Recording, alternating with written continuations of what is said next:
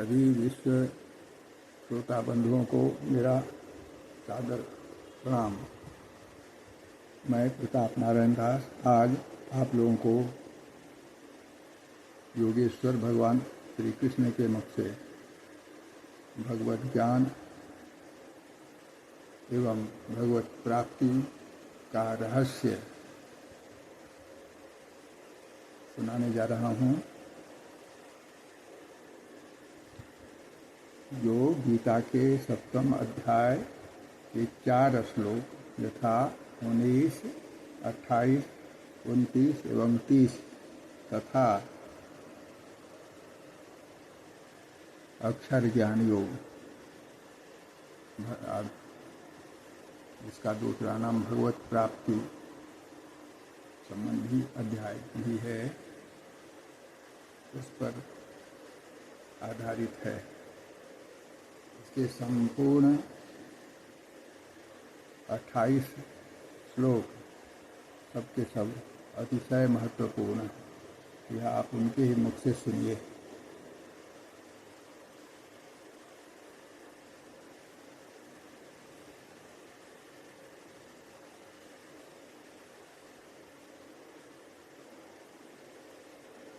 श्रीमद् भगवद गीता के अध्याय 7 के 4 श्लोक जो अतिशय महत्वपूर्ण हैं, जो आप सुन चुके हैं, उसकी चर्चा, उसकी पुनरावृत्ति मैं कर रहा हूँ ताकि क्रमबद्धता बनी रहे।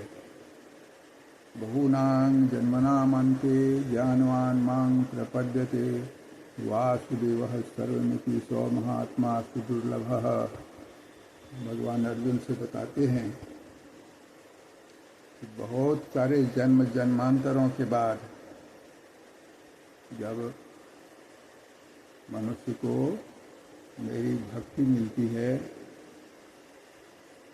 तो वो मेरी शरण में कल्याणार्थ आते हैं और सभी आश्रयों को त्याग कर मेरी सेवा पूरे मन से करते हैं, दृढ़ रूप से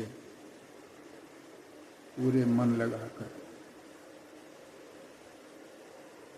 ऐसे भक्त बहुत मुश्किल से मिलते हैं।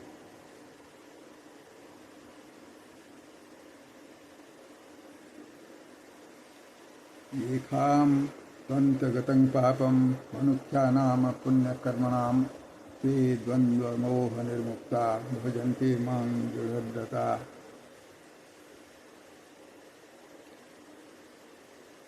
कई जन्मों के पुण्य के फलस्वरूप जिनके पाप समूल नष्ट हो गए हैं, वे राग द्वेष से मुक्त होकर दृढ़तापूर्वक अस्थिर मन से मेरी भक्ति में लग जाते हैं।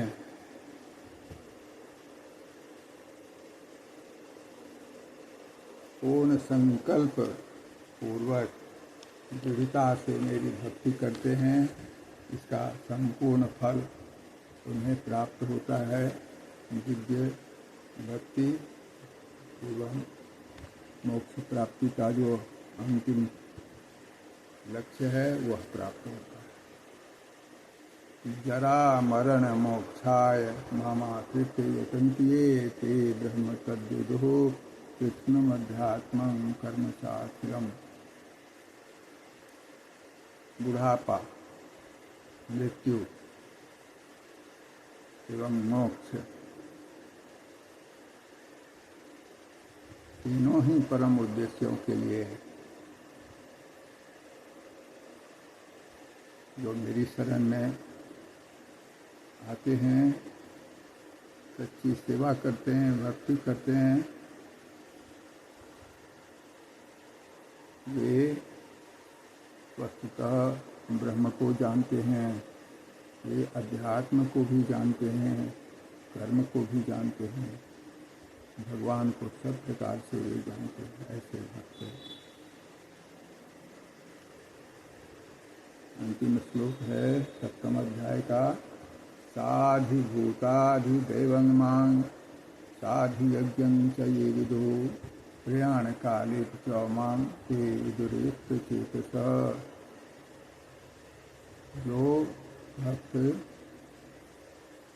संपूर्ण भौतिक जगत सहित सभी जीवात्माओं को, सभी देवों को मेरे नियंत्रण में मानते हैं, मेरे अधीन मानते हैं और सभी यज्ञों का स्वामी भी मुझे ही मानते हैं,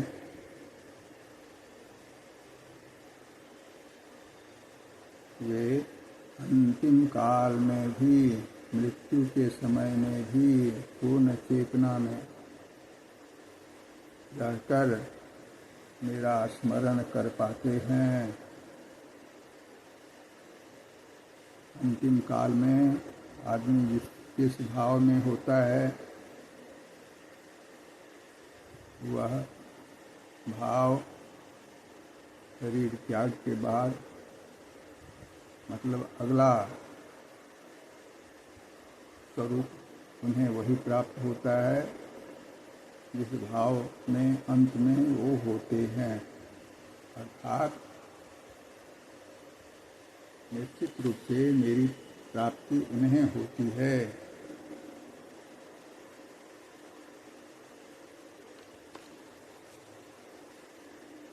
भगवान के अनन्य शिष्य एवं भक्त अर्जुन उन्हें कई प्रश्न पूछते हैं।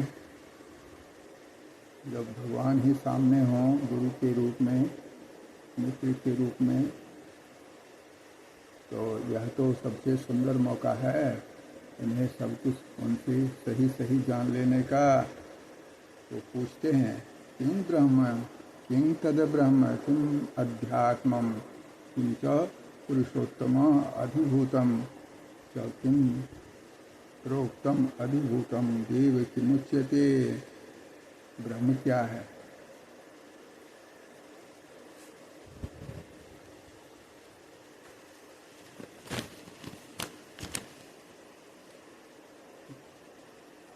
अध्यात्म क्या है? कर्म क्या है? अधिभूत क्या है? भौतिक जगत क्या है? देवता क्या है? कृपया बताइए। और यह भी पूछते हैं कि आप इस शरीर में रहते हुए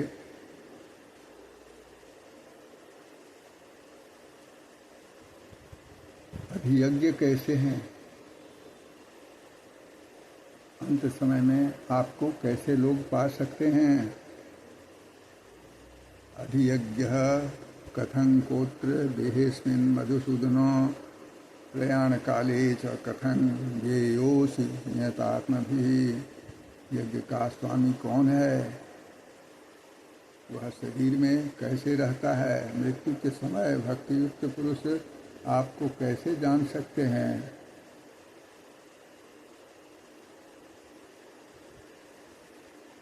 ये प्रश्न सबके मन में, सभी भक्तों के मन में उठना स्वाभाविक है, उठता है।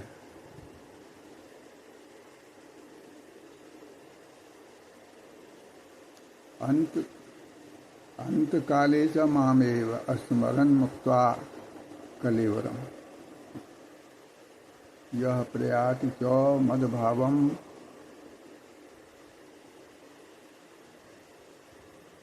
याति नास्त्यत्र संशयः। जीवन के अंत में जो केवल मेरा स्मरण करते हैं और स्मरण करते हुए शरीर का त्याग करते हैं, वह तुरंत मेरे भाव को प्राप्त करता है। इसमें रंच मात्र भी संदेह नहीं। ये भगवान की उक्ति है 5वां श्लोक में, 8वां अध्याय 5वां श्लोक।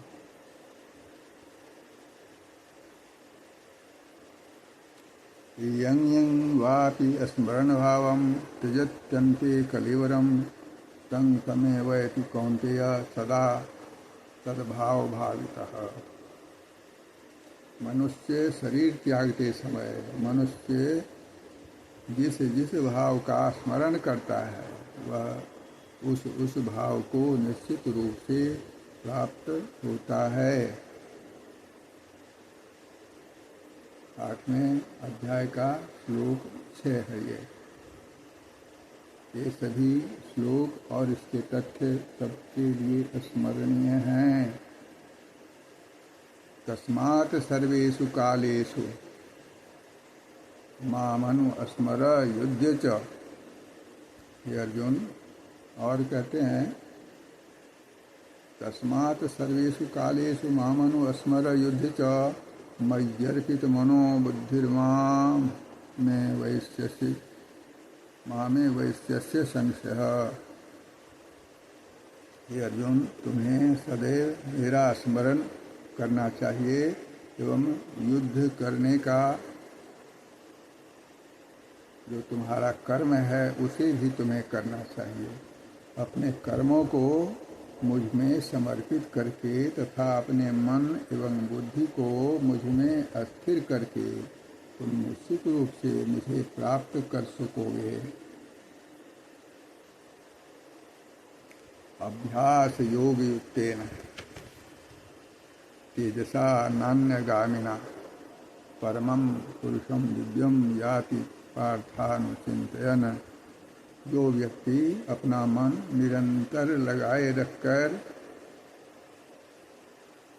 अविचलित भाव से भगवान के रूप में मेरा ध्यान करता है वह मुझको अवश्य ही प्राप्त करता है।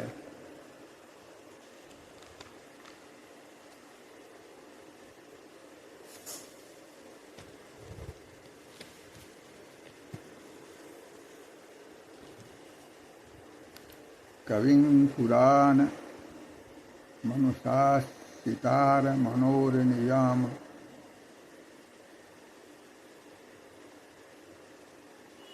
मनोरनियांश मनुस्मरेभ्यः। पुनः कहता हूँ, कविं पुराण मनुषासितार मनोरनियांश मनुस्मरेभ्यः। सर्वस्य धातारम् अचिन्त्यम् आदित्यवनं तमसा परस्तात्। अर्थात मनुष्य को चाहिए कि परम पुरुष का ध्यान सर्वज्ञ पुरातन नियंता लघुतम से भी लघुतर सबका पालन करता समस्त भौतिक बुद्धि से परे अचिंत्य एवं नित्य पुरुष के रूप में करे। भगवान सूर्य की भांति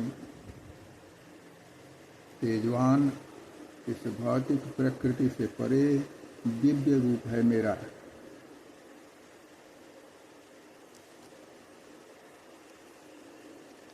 प्रयाण काले मनसा चलेन भक्त्या युक्तो योग बलेन चैव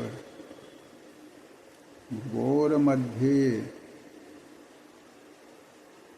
प्राणमावेश्य सम्यक स तुम पुरुषमुपैति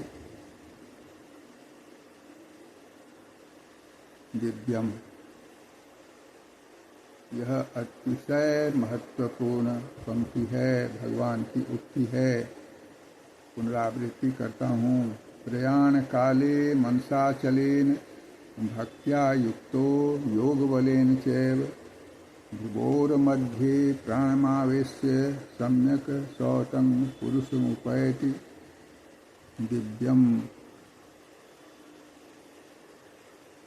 8वें अध्याय का 10वां श्लोक। अर्थात मृत्यु के समय जो व्यक्ति अपने प्राण को भौहों के मध्य अस्थिर कर लेता है और योग शक्ति के द्वारा अविचलित मन से पूर्ण भक्ति के साथ परमेश्वर के स्मरण में अपने को लगाता है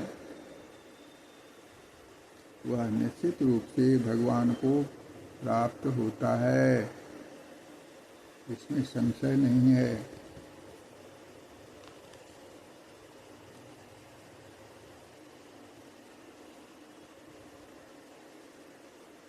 यदक्षरं वेदविदो वदन्ति विशन्ति यद्यतयो वीतरागाः यदिच्छन्तो ब्रह्मचर्यं चरन्ति तत्ते संग्रहेण प्रवक्ष्ये। जो वेदों के ज्ञाता हैं, जो ओंकार का उच्चारण करते हैं, जो बड़े सन्यासी एवं श्रेष्ठ मुनि हैं, वे ब्रह्म में प्रवेश करते हैं। ऐसी सिद्धि की इच्छा करने वाले ब्रह्मचर्य का अभ्यास करते हैं।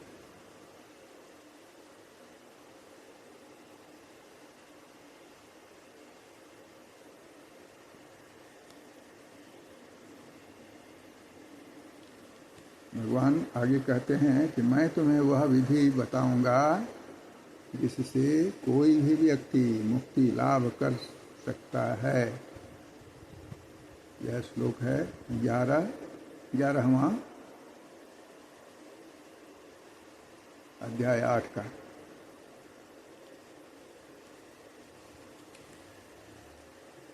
सर्वद्वाराणि संयम्य मनो हृदि निरुद्ध च।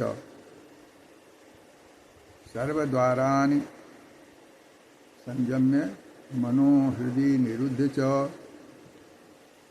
मूर्धन्याध्यायात्मनः प्राणमास्थितो योगधारणाम।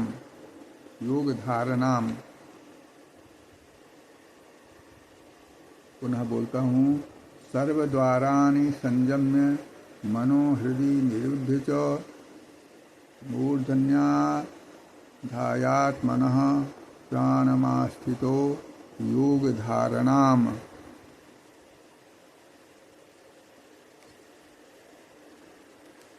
सभी इंद्रिय संबंधी क्रियाओं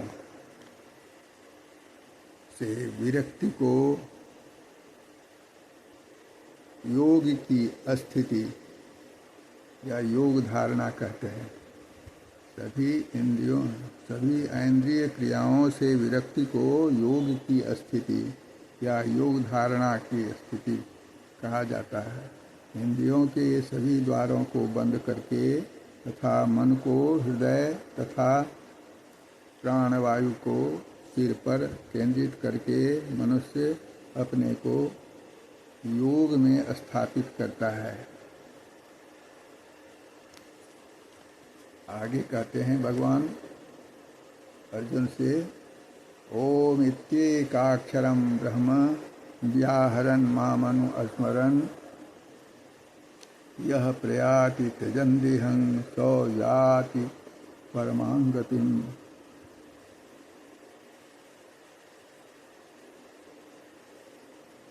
योगाभ्यास में स्थित होकर तथा ओंकार का उच्चारण करते हुए यदि कोई भगवान का चिंतन करता है तथा शरीर का त्याग करता है तो वह निश्चित रूप से परम गति को प्राप्त करता है, अर्थात परमात्मा के लोक को प्राप्त करता है।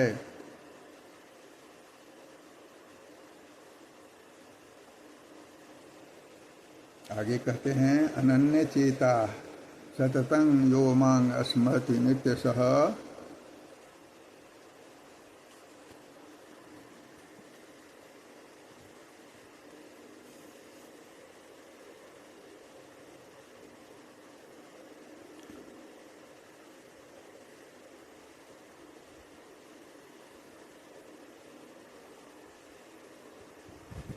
अनन्य चेता सततं यो मां स्मरति नित्यशः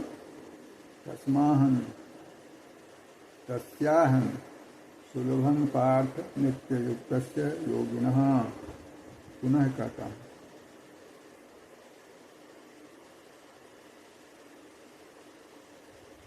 अनन्य चेता सततं यो मां स्मरति नित्यशः तस्याहं सुलभं पार्थ नित्ययुक्तस्य योगिनः। अर्थात जो अनन्य भाव से निरंतर मेरा स्मरण करता है उसके लिए मैं सुलभ हूँ, क्योंकि वह मेरी भक्ति में प्रवृत्त रहता है।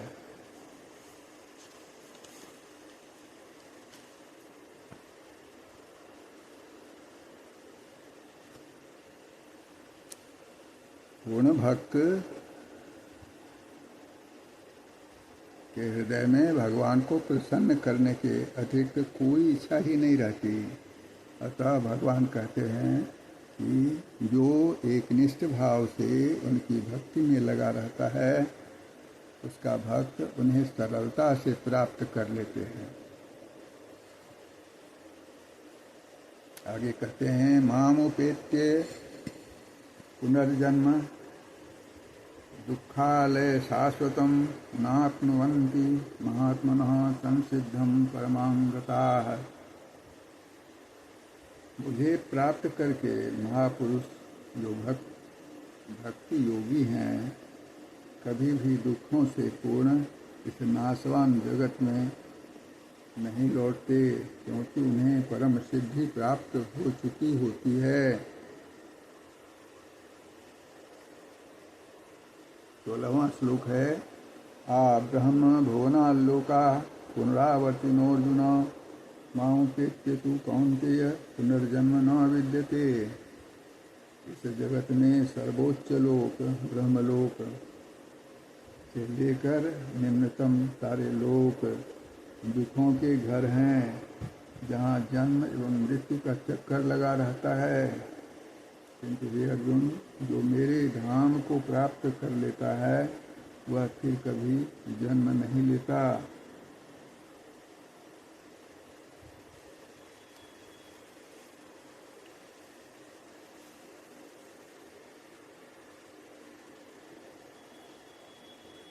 तात्पर्य कि सभी योगियों को, चाहे वे कर्मयोगी हों या हठ योगी हों, अंततः भक्ति योग अर्थात कृष्ण भावनामृत में भक्ति की सिद्धि प्राप्त करनी होती है।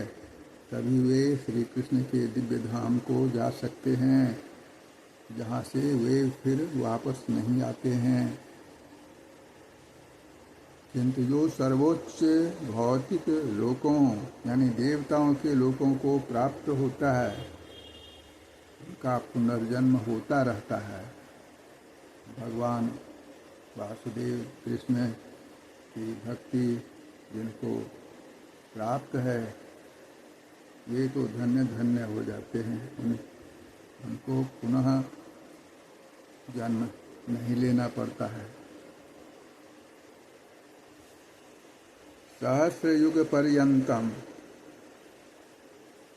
अहह यद ब्रह्मणो विदुः रात्रि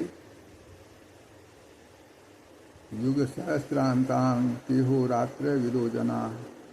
मानवीय गणना के अनुसार 1000 युगों को मिलाकर ब्रह्मा का एक दिन होता है और इतनी ही बड़ी रात्रि भी होती है। अव्यक्ताद् व्यक्तयः सर्वा प्रभवन्त्य हरागमे रात्र्यागमे प्रलीयन्ते तत्रे वा व्यक्त संज्ञके। ब्रह्मा के दिन के शुभारंभ में सभी जीव अव्यक्त रूप में प्रकट होते हैं और फिर जब ब्रह्मा की रात्रि होती है तो वे पुनः अव्यक्त में विलीन हो जाते हैं।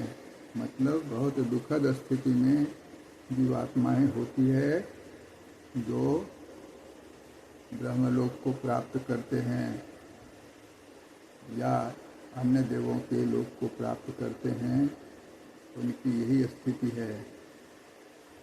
भूतग्रामः स एवायं भूत्वा भूत्वा प्रलीयते रात्रागमे वसः पार्थ प्रभवत्यः राजन। अर्थात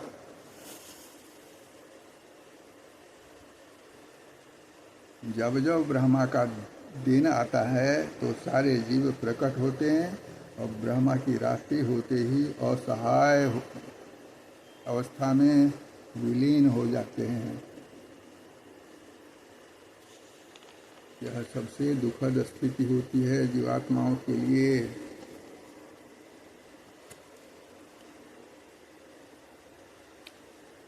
आगे बताते हैं परस्तस्मात् भावोऽन्यो अव्यक्तात् सनातनः यह सर्वेषु भूतेषु नश्यत्सु न विनश्यति। इन देवलोकों से हटकर इसके अतिरिक्त एक अव्यक्त प्रकृति है जो शाश्वत है, जो इस व्यक्त तथा अव्यक्त पदार्थ से परे है। यह परा अर्थात श्रेष्ठ और कभी नाश न होने वाली है। जब इस संसार का सब कुछ लय हो जाता है तब भी उसका नाश नहीं होता है। वो कौन है? भगवान वासुदेव कृष्ण। आगे अव्यक्तो अक्षरो इत्युक्तस्माहु परमांगतिम यं प्राप्य न निवर्तन्ते तद्धाम परमं मम। बताते हैं कि मेरा धाम कहाँ है। जिसे वेदांती अप्रकट तथा अविनाशी बताते हैं वो परम गंतव्य है, जिसे प्राप्त कर लेने पर कोई वापस नहीं आता है। वही मेरा परम धाम है। हे अर्जुन, वही मेरा परम धाम है। इसको पुनः कहता हूँ। अव्यक्तोक्षरो इत्युक्तस्माहु परमांगतिं यं प्राप्य न निवर्तन्ते तद्धाम परमं मम। जिसे वेदांती अप्रकट तथा अविनाशी बताते हैं, जो परम गंतव्य है तथा जिसे प्राप्त कर लेने पर कोई वापस नहीं आता, वही मेरा परम धाम है। अगला सबसे इम्पोर्टेंट लाइन है, पुरुषः परः पार्थ भक्त्या लभ्यस्तनन्यया यस्यान्तः स्थानि भूतानि येन शरणं कृतम्। अर्थात भगवान जो सबसे महान हैं, अनन्य भक्ति द्वारा ही प्राप्त किए जा सकते हैं। यद्यपि वे अपने धाम में विराजमान रहते हैं तो भी वे सर्वव्यापी हैं और उनमें सब कुछ स्थित है। उनसे भिन्न कुछ भी नहीं है। यत्र काले त्वनावृत्तिं चैव योगिनः प्रयाता याति च कालं वक्ष्यामि भरतर्षभ। कह रहे हैं, अब मैं तुम्हें उन विशिष्ट कालों को बताता हूँ जिनमें इस संसार से प्रयाण करने के बाद योगी जन पुनः वापस आते हैं अथवा नहीं आते हैं। दोनों स्थितियों को भगवान बताए हैं। अग्नि ज्योतिरहं शुक्ल खणमासा उत्तरायणम तत्र प्रयाता गच्छन्ति ब्रह्मविदो जना। अर्थात जो पर ब्रह्म को जानते हैं वे अग्निदेव के प्रभाव में प्रकाश में दिन के शुभ क्षण में शुक्ल पक्ष में या जब सूर्य उत्तरायण में रहता है, उन 6 मासों में इस संसार से शरीर का त्याग करने पर उस परब्रह्म को प्राप्त करते हैं, जहाँ से वापस आना नहीं पड़ता है।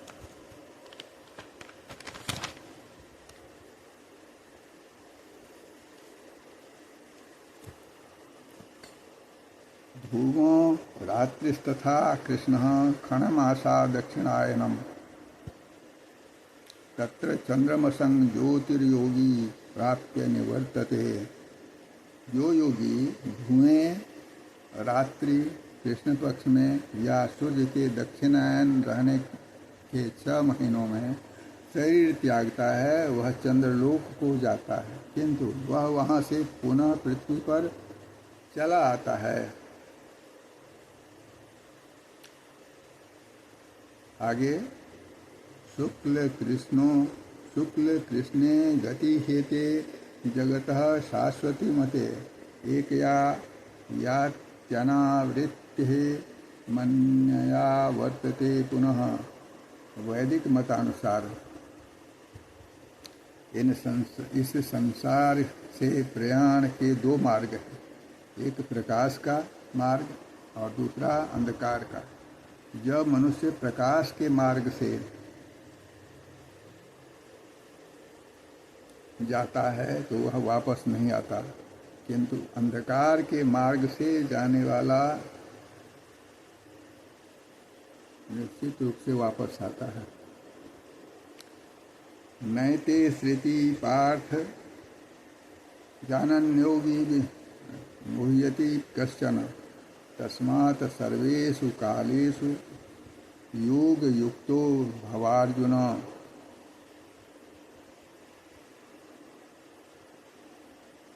पुनः कहता हूँ, नैते श्रुति पार्थ जानन्योगी मुह्यति कश्चन तस्मात् सर्वेषु कालेषु योग युक्तो भवार्जुन।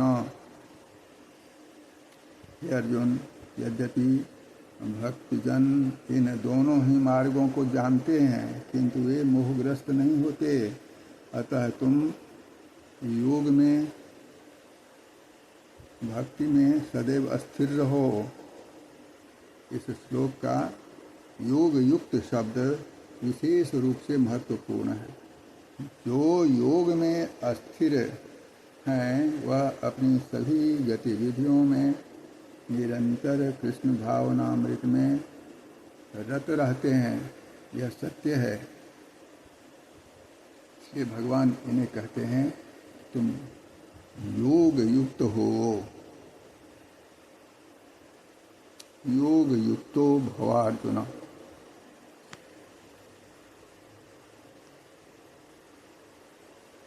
मनुष्य को सांसारिक कार्यों से अनासक्त रहकर कृष्ण भावनामृत में सब कुछ करना चाहिए। इस विधि से मनुष्य को युक्त वैराग्य की सिद्धि प्राप्त होती है। अतः भक्त कभी विविध वर्णनों से विचलित नहीं होते, क्योंकि वह जानते हैं कि भगवान की भक्ति के फलस्वरूप भगवान के परम धाम तक का उसका प्रयाण, उसकी यात्रा सुनिश्चित है। मतलब निश्चित रूप से हमें भगवान का परम धाम प्राप्त होगा, इसके लिए निश्चिंत रहते हैं भक्त, भगवान श्री कृष्ण के भक्त। अंतिम श्लोक है, वेदेषु यज्ञेषु तपःसु चैव दानेषु यत् पुण्यफलं प्रदिष्टम् अत्येति सर्वमिदं विदित्वा योगी परं स्थानमुपैति चार्यम्। अर्थात जो व्यक्ति भक्ति मार्ग स्वीकार करता है वह वेद अध्ययन, तपस्या, दान, दार्शनिक एवं सकाम कर्म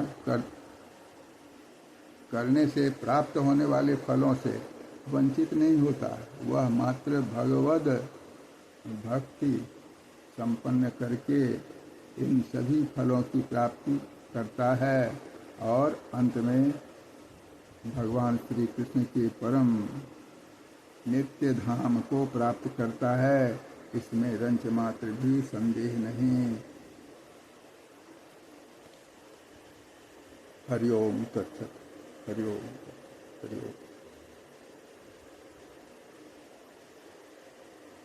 यह जो मैंने आख्यान भगवान वासुदेव के मुख से सुनाया, सभी व्यक्तियों के हित का है यह जानकर सुनाया,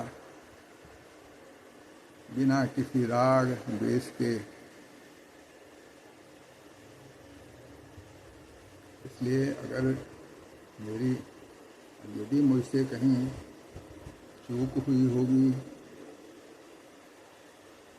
भूल हुई होगी या अशुद्धि हुई होगी तो कृपा करके क्षमा करेंगे। और इसमें अगर कुछ भी अच्छा है तो भगवत भक्ति का लाभ उठाएंगे, अपना कल्याण करेंगे, यही प्रार्थना है।